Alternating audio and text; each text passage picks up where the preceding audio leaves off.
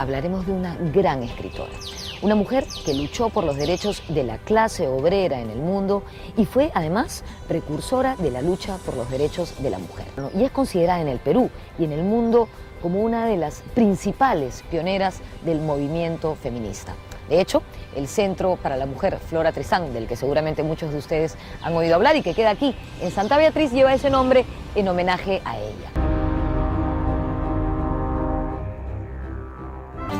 Flora Tristán nació en París el 7 de abril de 1803, cuando el Perú todavía era colonia española. Su padre fue el militar arequipeño, soldado del rey de España, Mariano Tristán y Moscoso, integrante de una rica e influyente familia criolla. Su madre, la francesa Teresa Lené, que tras la revolución se había asilado en Bilbao junto a su familia. Mariano y Teresa se trasladaron a París y vivieron en una espaciosa casa en el barrio residencial de Vaugirard. Muy niña, Flora vio visitar su casa a un joven caraqueño, que sería años más tarde el personaje más importante de la independencia sudamericana, Simón Bolívar.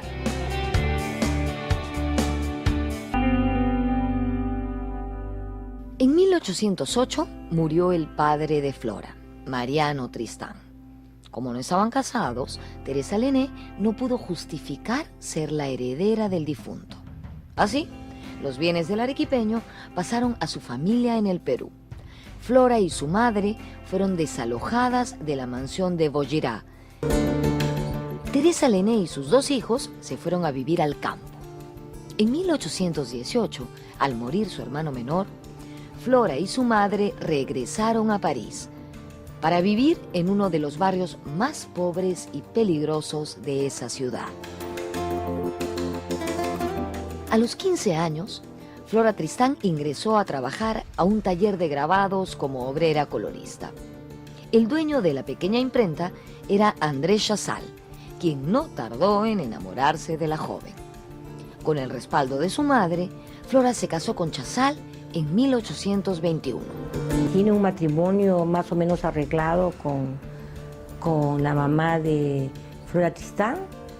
Se presume que esta situación que le hace vivir la madre es la que muestra un alejamiento. Si uno revisa las publicaciones, la vida de Flora Tristán, la madre desaparece. No hay nada que escriba en relación a su madre. Fruto de su infeliz matrimonio con Andrés Chazal, Flora Tristán tuvo 3 hijos. Solo sobrevivió su hija Alina, que nació en el año 1825. Alina se casaría después con el periodista francés Clovis Gauguin, con quien tendría un hijo, el famosísimo pintor Paul Gauguin, que nació en el año 1848. Lamentablemente, Flora nunca conoció a su nieto porque había muerto 4 años antes, en el año 1844. Sin embargo, yo creo que ellos compartieron una sensibilidad especial. Cansada de los maltratos y los celos enfermizos de Chazal, Flora lo abandonó. Esta reacción la colocó prácticamente fuera de la ley. Chazal le haría la vida imposible. Supe todo lo que está condenada a sufrir la mujer que se separa de su marido en medio de una sociedad que, por la más absurda de sus contradicciones, ha conservado varios prejuicios contra las mujeres colocadas en esta posición. Flora Tristán, Peregrinaciones de una paria, 1838. En 1829, Flora le escribió una carta a su adinerado tío peruano Pío Tristán, hermano de su padre. Su objetivo era viajar al Perú, donde su familia paterna, y acceder a la herencia que le correspondía. De esta manera, Flora podía ofrecerle a su hija Alina un futuro más alentador. Los Tristán eran una de las familias más poderosas e influyentes de Arequipa. Pío Tristán, siempre fiel a la causa realista, fue una altísima autoridad durante el virreinato. De hecho, lo consideraron el último virrey del Perú. El 7 de abril de 1833, justo el día en que cumplía 30 años, Flora partió rumbo a América. El viaje duró varios meses. Flora era la única mujer a bordo. Tras desembarcar en Islay, Flora pasa a Arequipa, donde se quedaría por espacio de 7 meses. En su libro fundamental, Peregrinaciones de una paria, escrito en 1838, Flora Tristán aborda varios temas, entre ellos el tema de la esclavitud, práctica que ella consideraba inhumana.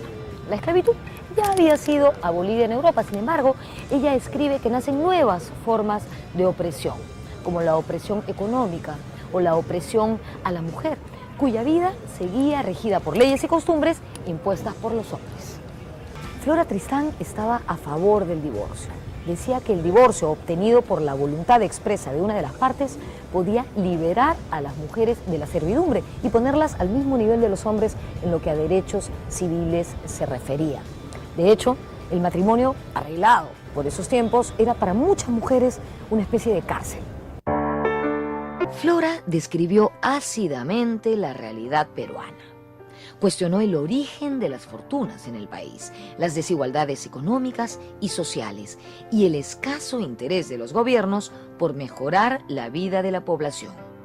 Fue testigo del panorama político peruano de 1834, donde imperaban dos cosas: los caudillos y el caos.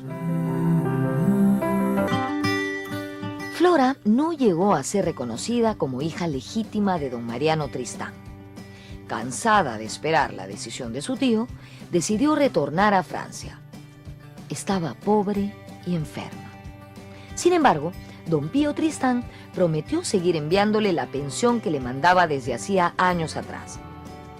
Pero Flora, antes de partir a Europa, quería conocer la capital del Perú. Entonces viene a Lima, y en Lima además tiene una tía que la recibe, es una tía que se mueve en la alta sociedad y cuyo salón frecuentan los generales, Salaverry, Lafuente, el propio Gamarra, Orbegoso. Ahí conoce a la esposa de Orbegoso, con quien se va a encontrar luego. Pero más allá de haber conocido a estos militares, Flora quedó impresionada con la personalidad de una singular mujer, Francisca Zubiaga, esposa del caudillo Agustín Gamarra, más conocida como la Mariscala. El encuentro con ella es importante, creo que termina siendo la figura de poder, ¿no es cierto?, y femenina más fuerte que conoce Flora Tristán a lo largo de su vida. No hay otra, digamos, parecida que ella conozca. Y la Mariscal estaba muy segura que Flora estaba escribiendo un libro. Sobre ella escribió así, en Peregrinaciones de una paria. Todo en ella anunciaba a una mujer excepcional, tan extraordinaria por el poder de su voluntad como por el gran alcance de su inteligencia. Su rostro, según las reglas con que se pretende medir la belleza, no era ciertamente hermoso, pero a juzgar por el efecto que producía sobre todo el mundo, sobrepasaba a la más bella. Como Napoleón, todo el imperio de su hermosura estaba en su mirada. Con qué ascendiente irresistible imponía el respeto, arrastraba las voluntades y cautivaba la admiración. Flora Tristán. Y en las mujeres limeñas en particular encuentra un ejemplo de capacidad de actuación en la ciudad, ¿no? Ella recuerda, por ejemplo, que cuando va al Congreso a escuchar los debates, la mayoría son mujeres las que están al tanto de la política, conversando sobre los temas, qué va a decir el orador, qué está pasando con el presidente, etcétera, ¿no? Entonces eso le causa admiración, pero a la vez le causa placer, porque ve que la mujer interviene en la cosa pública, que es un poco lo que ella también quiere hacer, ¿no? Ella encuentra que las mujeres limeñas son grandes manipuladoras, tienen capacidad para imponer sus deseos de manera indirecta muchas veces, ¿no? Y un mecanismo además que les permite una movilidad en el espacio urbano es la ropa. La saya y el manto permite que la mujer no sea identificada y entonces puede desplazarse libremente por la ciudad, establecer relaciones sociales, conversar con quien le plazca, sin estar atada a al esposo o al padre de familia, ¿no? Entonces ella nota esto como algo positivo, como algo que les permite a las mujeres afirmarse, ¿no? Mientras que los hombres aparecen más codiciosos, más conservadores, preocupados solamente en las posiciones sociales, en las jerarquías, ¿no? Yo desafío a la más bella inglesa, con su cabellera rubia, sus ojos en los que se refleja el cielo y su piel de rosa y lirio, a luchar contra una limeña con saya. Desafío igualmente a la más seductora francesa, con sus ojos espirituales, con su talle elegante, sus maneras alegres y todo el refinamiento de su coquetería, a luchar con una limeña con saya. El 15 de julio de 1834, Flora se embarcó en el Callao, rumbo a Liverpool. Luego partiría a su país, Francia. Iba decepcionada por no conseguir el reconocimiento legal de la familia Tristán.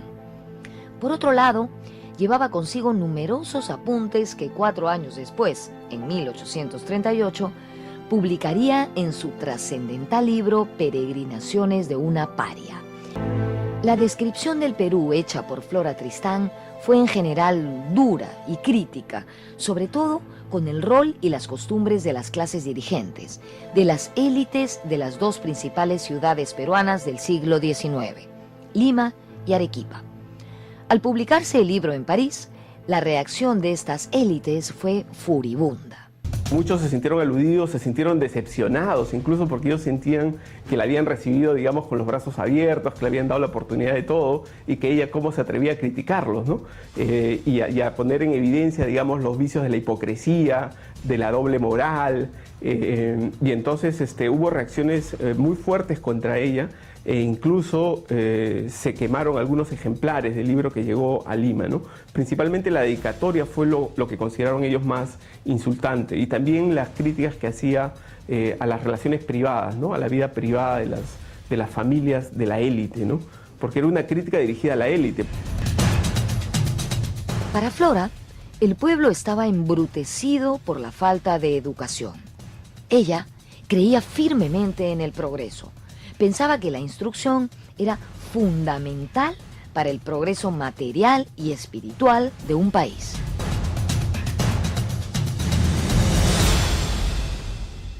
No había educación pública cuando ella viene. En el siglo XIX, las mujeres no tienen acceso a la educación. Lo que más bien es lo que ella está planteando es de que una manera de salir de la situación en que están las mujeres es accediendo a la educación. Bueno, yo diría que la importancia de Flora en realidad, o más que Flora, es la importancia de su libro, ¿no? Peregrinaciones de una paria, es que representa una etnografía, ¿no? Desde una mirada femenina a la sociedad peruana. O sea, en 1839, que es cuando se publica Peregrinaciones de una paria, ya se había publicado una serie de libros de viajeros europeos que habían venido al Perú y que describían la sociedad peruana post-independentista, pero desde una mirada, digamos, hegemónica masculina. Lo que hace Flora es describir esta sociedad desde su posición explícita, porque además ella lo hace de esa manera, ¿no? Explícita de mujer.